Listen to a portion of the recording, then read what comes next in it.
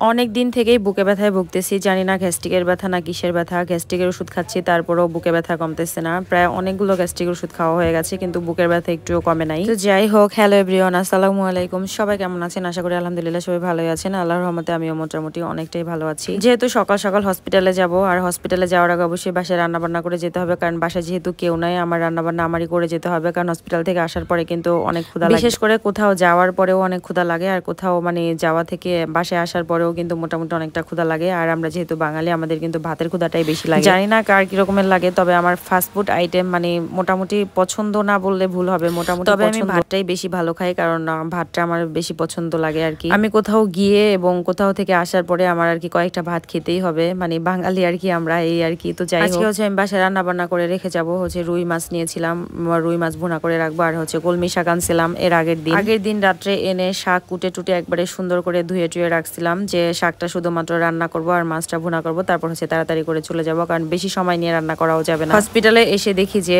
মানে যেগুলা বড় ডাক্তার আর কি 800-1000 টাকা দিয়ে সিরিয়াল দিয়ে রক্ত দেখাইতে হয়, তো তাদের এখন কোনো সিরিয়াল পাওয়া যাবে না। তাদেরকে দেখাইতে হইলে একদিন আগে আর কি টিকিট কাটতে হয়, মানে তাদের সিরিয়াল নিতে হয়। তো যাই হোক, আমি হচ্ছে 50 টাকা দিয়ে একটা টিকিট কাটলাম। এটা হসপিটালটা হচ্ছে মিরপুর হার্ট ফাউন্ডেশন। এখানে হচ্ছে আপনি নর্মাল ডাক্তারও দেখাইতে পারবেন, ভালো ডাক্তারও দেখাইতে পারবেন, আপনার যেরকম ইচ্ছে সমর্থের মধ্যে আপনি দেখাইতে পারবেন। তো আমি হচ্ছে 50 টাকা দিয়ে একটা ডক্টরের জন্য টিকিট কাটলাম। এখানে কিন্তু মোটামুটি অনেক সিরিয়ালে দাঁড়ায় থাকার পরে হচ্ছে ডক্টর দেখাইতে পারছি। তো যাই হোক, ডক্টর জিজ্ঞেস করছে যে ব্যথাটা কবে থেকে। আমি বললাম যে অনেক আগে থেকেই বুকে ব্যথাটা কমতেছে না, গ্যাস্ট্রিকের ওষুধ খাওয়া হয়েছে কিন্তু কমে না, বুকে ব্যথার জন্য মোটামুটি 2-1টা ওষুধ খাওয়া হয়েছে, তাও কমতেছে না। তো ডক্টর বলল আমি যে পরীক্ষাগুলো দিছি এই পরীক্ষাগুলো করবেন, পরীক্ষাগুলো করার পরে হচ্ছে সেগুলো দেখে আমি ওষুধ লিখে দেবো, কারণ পরীক্ষাগুলো না দেখে আমি কিছুই বলতে পারতেছি না, যেহেতু অনেকদিন আগের আপনার এই বুকে ব্যথাটা। তো যাই হোক, অনেক টাইম কিন্তু মোটামুটি আমাদের হসপিটালে থাকতে হয়েছে। কি করব, হচ্ছে এখানে বসি ওইখানে বসি, কারণ ওইখানে তো ওই রকমের জায়গাও নেই আর প্রচুর মানুষ। আমি বাসায় বসে ভাবছি কি যে হয়তো বা মানে হার্ট ফাউন্ডেশনে এতটা আমার কি মানুষ হবে না, এত সিরিয়ালও হবে না, মনে হয় যে বুকে ব্যথার কি আর এত রুগী পাওয়া যাবে না। তো সেখানে গিয়ে দেখি যে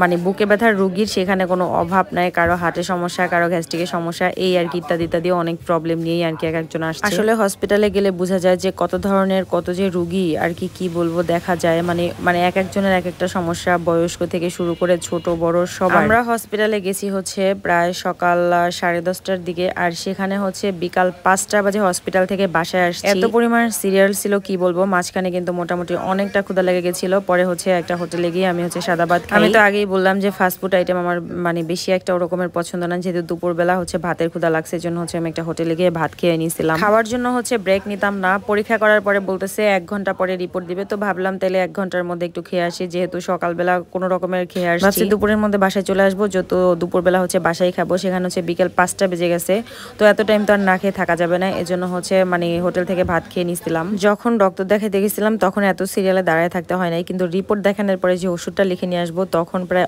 অনেকগুলো সিরিয়ালের পরে দাঁড়ায় থাকতে, লম্বা সিরিয়াল ছিল, মানুষ ছিল প্রায় 100-র মতো, মানে তাদের পিছনে একদম হচ্ছে গিয়ে দাঁড়াইছি। তো কি আর করার, ভাগ্যে যেটা থাকবে সেটাই তো হবে না। তো তারপরে হচ্ছে ডক্টর দেখাইলাম, ডক্টর দেখানোর পরে বলতেছে যে সেরকমের ওরকমের কোনো প্রবলেম নাই, আপনি মনে হয় একটু বসা কাজ করেন, একটু হাঁটতে হবে, মাঝে মধ্যে একটু পানিটা বেশি খেতে হবে, তাইলে হচ্ছে যতটুকু প্রবলেম আছে এটা ঠিক হয়ে যাবে। তো যাই হোক, আজকে ডক্টর দেখাইতে গিয়ে অনেক কষ্ট করতে হয়েছে, বলতে হচ্ছে অনেক অপেক্ষা করতে হয়েছে। অপেক্ষার পরে ডক্টর দেখায় তারপর হচ্ছে বাসায় আসছি। ভাগ্যটা ভালো, আমি হচ্ছে বাসায় রান্না বান্না করে রেখে গেছিলাম, কারণ আমি হসপিটাল থেকে আসার পরে আমার হচ্ছে ক্ষুধা লেগে গেছে। আমার হচ্ছে শাকসবজি খেতে অনেক ভালো লাগে, এজন্য হচ্ছে আমি হচ্ছে মাঝে মধ্যে আর কি শাকটা খাই, কলমি শাক, লাউ শাক, লাল শাক, পালং শাক। পালং শাকটা আমি একটু কম পছন্দ করি, কারণ পালং শাক থেকে একটু গন্ধ আসে। কলমি শাকটা আমি একটু মোটামুটি ভালোই খাই। আসলে যখন গ্রামে ছিলাম তখন কিন্তু এই শাকগুলো খাই নাই, কারণ কলমি শাক যে কত মানে আমাদের পুকুরের আশেপাশে হয়েছিল। শাক হচ্ছে খাওয়া যতটা সহজ, তার থেকে বেশি কষ্ট হচ্ছে শাক ধোয়াটা আমার কাছে মনে হয়। তো যাই হোক, আজকের ভিডিওটা এই পর্যন্ত, সবাই ভালো থাকবেন। আমার ভিডিওগুলো আপনাদের কাছে কেমন লাগে অবশ্যই কিন্তু কমেন্ট করে বলে যাবেন।